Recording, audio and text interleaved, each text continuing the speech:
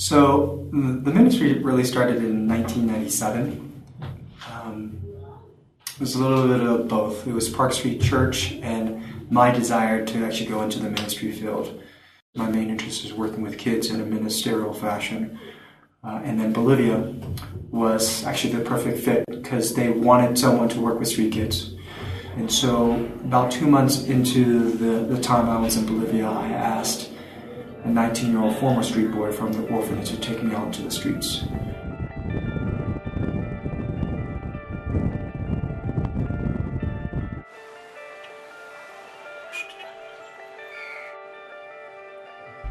And he showed me the nooks and crannies. He opened up the culture of the lives of these street kids. He showed me the sewers. He showed me where the kids were living up in the trees.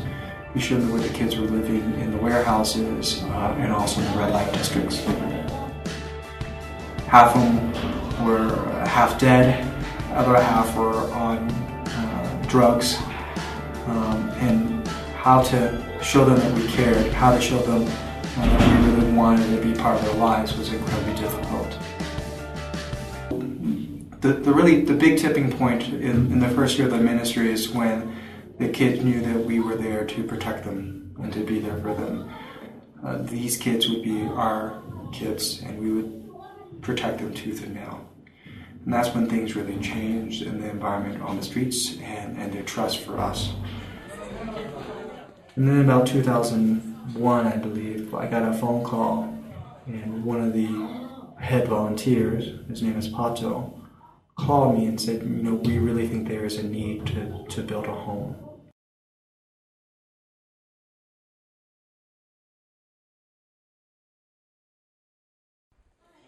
I said yes to Pato and the volunteers, and we decided to start our first home. There's homes in La Paz that take care of kids that are at risk. There's homes that are able to take care of 30 or 40 kids per one counselor. But there's something different about these abandoned street kids. A tremendous number of them are using drugs. A tremendous number of them have been abused. And most of them have been in 4 or 5 different homes before they come to us.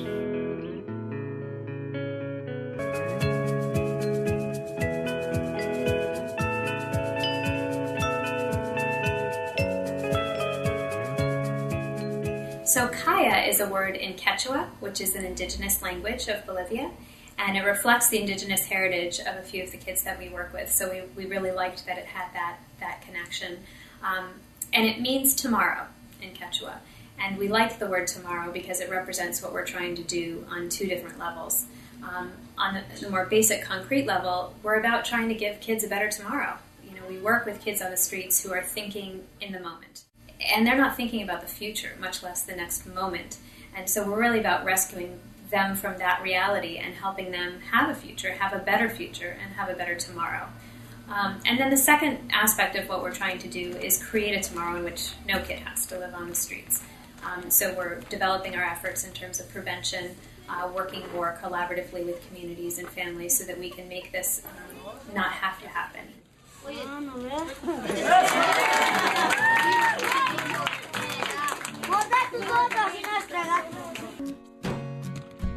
We currently have 3 homes that are for street boys or former street boys, and those homes are for no more than 10 to 12 kids each, and they're run basically like a family. It's a typical family environment where kids become part of a family of brothers and house parents, and they live a very typical, healthy life with a balanced structure and freedom, and they have birthday parties, and they have dinner time, and they play games, and they brush their teeth and have to go to bed at a certain time, and it's really like a normal family.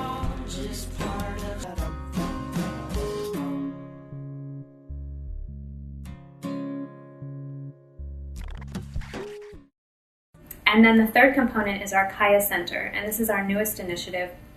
And this is a way that we can serve kids who don't just live in our residential programs, but also begin to serve children who are heavily involved in street life already, but maybe are able to still live with their family or return home to their families, so that we don't have to provide the residential piece. We can partner with their families to provide that extra support they need so that they don't move onto the streets full time.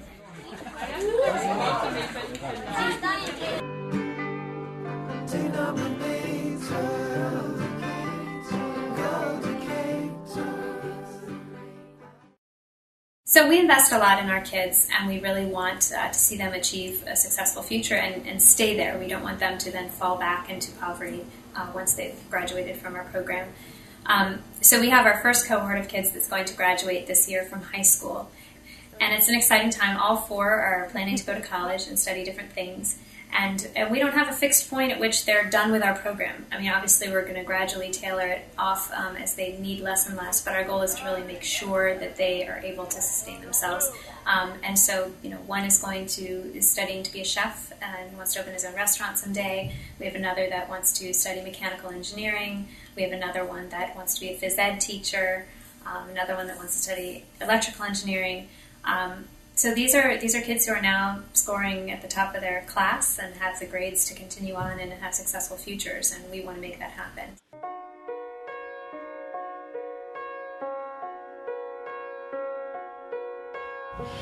And then as an organization, our goal is also to make a lasting difference. Our aim is not to provide just some temporary Band-Aid solution to this problem of street children around the world. We really want to help change this situation. And so our aim right now is to develop the tools to make a positive difference that would transform societies and help really stem the flow of children onto the streets. And so we're investing a lot in the Kaya Center and in creating community-based resources that partner with families, that partner with communities, that partner with local schools to be more successful in both helping kids reintegrate into schools and reintegrate into their families if they're on the streets, and also preventing children from winding up on the streets in the first place. And ultimately the question that all arises to us is, how do we walk with these kids day in and day out and help them grow and develop into mature children and adults to really face the developing countries and the life on the streets and outside of the streets.